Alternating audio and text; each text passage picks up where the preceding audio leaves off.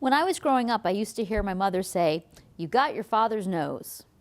Gosh, how did that happen, I think? He seems to still have his nose on.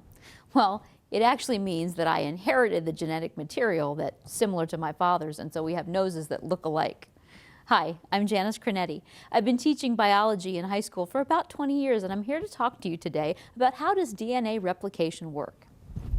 This is a DNA molecule. I think of the DNA molecule as being the blueprint that makes us us.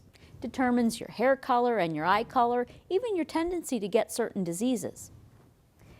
This DNA exists throughout every cell, just about every single cell in the human body. If you could put it all together, you'd have a whole lot of it.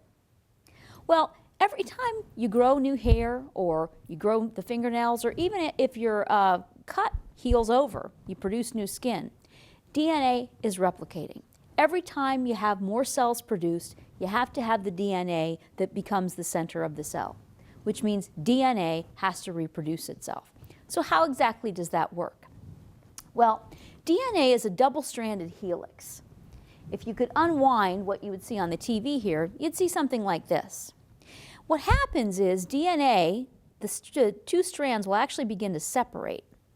And as they separate, there's this little enzyme called DNA polymerase that's going to grab more parts of the DNA, more bases, and bring them up and match them to their partner. So you'll actually get one whole DNA strand forming on this strand and one whole new DNA strand forming on that strand. So after DNA replication has happened, you're actually going to have two complete double helixes that are exact copies of each other. Like I said, DNA replication happens every time your hair grows, every time a cut heals.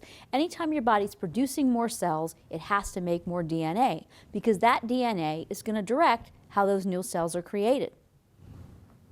It's a pretty complicated process, and occasionally things go wrong. That's what a mutation is.